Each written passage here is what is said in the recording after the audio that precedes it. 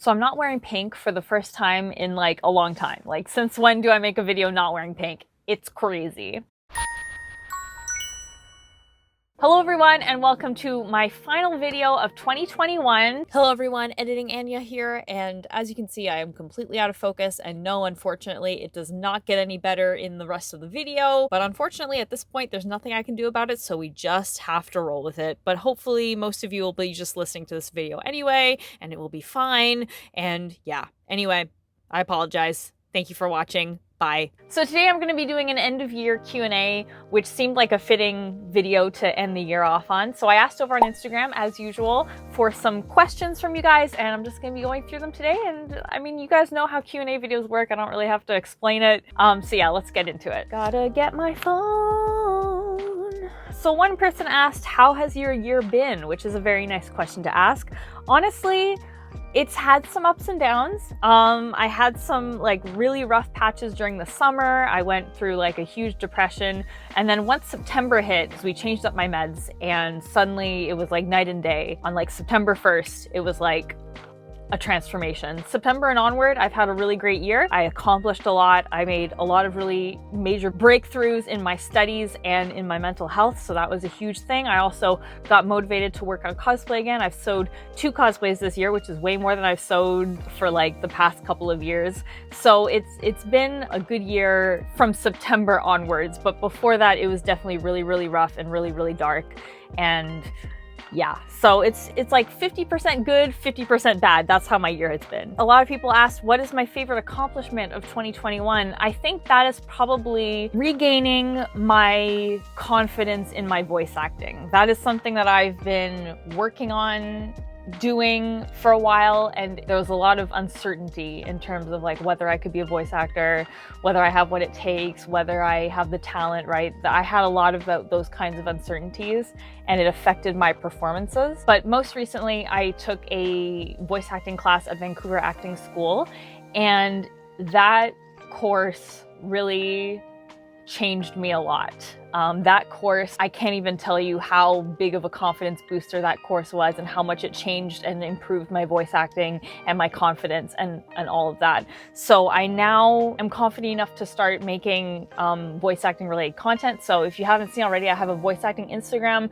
Twitter, and TikTok, and over there I've been posting videos of me doing voice acting, doing different voices, doing memes basically in various different voices.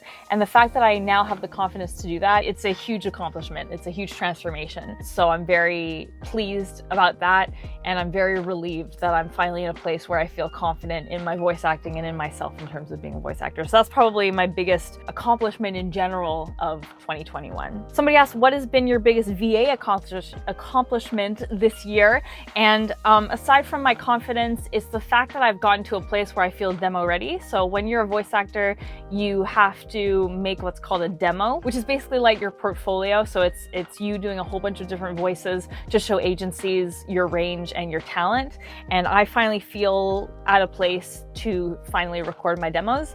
So I'm going to be doing an animation demo and a commercial demo in the new year. And so I think my biggest accomplishment is getting to the point where I feel comfortable enough and confident enough to do that. So yeah, look out for that in the new year. I'll be doing my demos. A lot of people asked, what was your favorite new cosplay of the year? I feel like it was probably Sonia.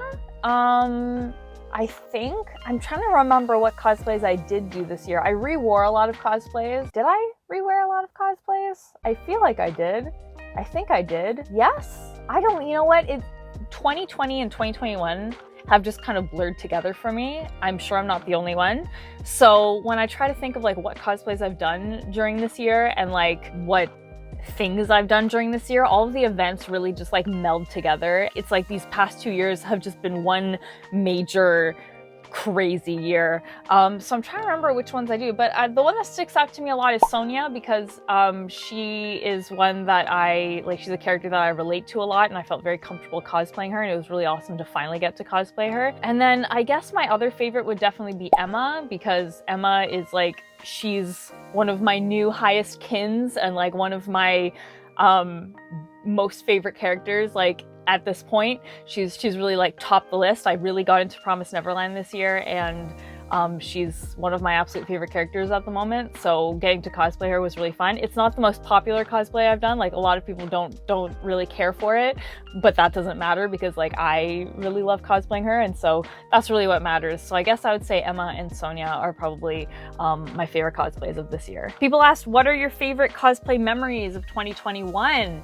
Another really great question. I think there haven't been a whole lot of major ones because I haven't been able to go to conventions at all during 2020 or 2021. A lot of my cosplay memories are just of me putting on my cosplays and shooting myself. Not shooting myself, that sounded weird. Taking photos of myself. So I have to say, like, the first like cosplay event that I got to go to, which you guys will see a vlog of soon, is of me going to the Spider-Man premiere with a bunch of friends. We all went to the Spider-Man No Way Home premiere, all in our spider suits, and it was an amazing experience. It felt like being at a convention because everybody at the theater was really, really nice to us.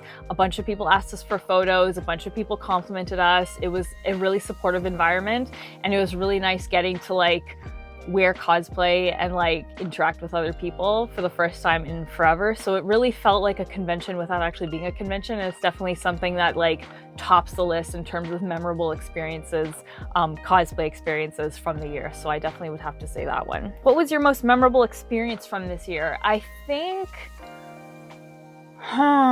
that's a really great question. I think I kind of want to say, well, there are two of them that I want to say. The first one is definitely taking my class at Vancouver Acting School, and just like the final class. During the final class, our teacher took us each aside and privately talked to us about where she thinks we're at, what she thinks our next steps should be. And the things that she said to me were really meaningful and really meant a lot, and really assured me that I'm ready to make my demo and I'm ready to take on the industry. So I think that was like, that's a really high point for me in terms of like this year, is just that experience of getting to talk to her about like what my next steps should be, and just being given the reassurance that like I'm industry ready and I can do all that. So that was really awesome. And then during the holidays, I've had some really memorable experiences because I finally been able to see my friends for the first time in a while. So like I went to see the Nutcracker with my friend Sam, and that was an amazing experience. Just getting to go and see a show for the first time in 2 years with someone who I really care about was amazing. And also getting to go to the Spider-Man premiere with a bunch of my friends, and getting to just hang out with people for the first time in a while and do like really meaningful activities. I think that's really sticking out. It's probably sticking out because it's the most recent thing that I've done. Like, it's all been this month. This has all happened within like a week of me filming this. So that's probably why it's sticking out to me. But either way, those are the answers that I'm going with. Oh my gosh, what are you doing? Ho, ho, ho. You've been on Santa's nice list this year. Oh my gosh. Merry Christmas. Wow, thank you so much, Santa. Well, wow. Merry Christmas, everyone. Merry Christmas. Have a good night. Good night. Oh my gosh. The next thing that a couple of people asked is about my Cosplans for 2022. Right now, I really don't have any. The main cosplay that I'm working on at the moment is Chuya from Bungo Stray Dogs, which is also my answer to another question that's going to be coming up. I'll answer that one next. But yeah, that one I'm really excited about. But aside from that, I really don't have any plans. I'm kind of thinking about doing Princess Daisy's full ball gown, which has been a dream project of mine for a while. So I'm hoping that that will come to be in the new year. So those are the two that I'm working on or thinking of working on right now. The next question, which I just touched on, is what was a cosplay you didn't expect you'd do this year? I don't know if at the point of me uploading this video, if I will have been able to properly cos test Chuya, so I don't know if he'll count as a 2021 cosplay or a 2022 cosplay, but for right now we'll just assume that he's a 2021 cosplay, because I've technically like finished the cosplay at this point that I'm filming the video. I'm just waiting for my wig to come. Never thought I'd do Chuya in 100 years. I don't do antagonists, but I really love Chuya and Dazai like as a ship, and I think Chuya is like really, really cool. So I was really tempted to cosplay him, and like Atsushi is absolutely my favorite. Like he's my ride or die character, but like I also really like Chuya, and so I was very tempted to cosplay him. And my friend Echo was very like encouraging of me, or like enabling of me cosplaying him. So their influence definitely had a big thing to do with it. And then I also had a follower talk to me about how, because I post on my story about how I don't cosplay antagonists, but I want to cosplay him, and one follower of mine said that like technically he's more morally gray than antagonistic, so like I can kind of cheat my no villains rule with that, which I think is definitely true. Like I personally think he's more morally gray than antagonistic. So yeah, like when I was first watching Bungo Stray Dogs, I never would have thought that I would cosplay Chuya, and yet here I am, and it still feels surreal that I've actually made a Chuya cosplay. Like that's crazy to me. So yeah, so that's definitely a cosplay that I did or am doing rather, that I never thought I would do. Some people asked about my 2022 convention schedule. This is something that is really going to be touch and go. Obviously the Omicron, is it pronounced Omicron? I don't know. The new COVID strain is really a huge issue right now, so I'm not sure if I'll be able to go to any conventions just for like safety, obviously. I'd like to go to Fan Expo Vancouver 2022.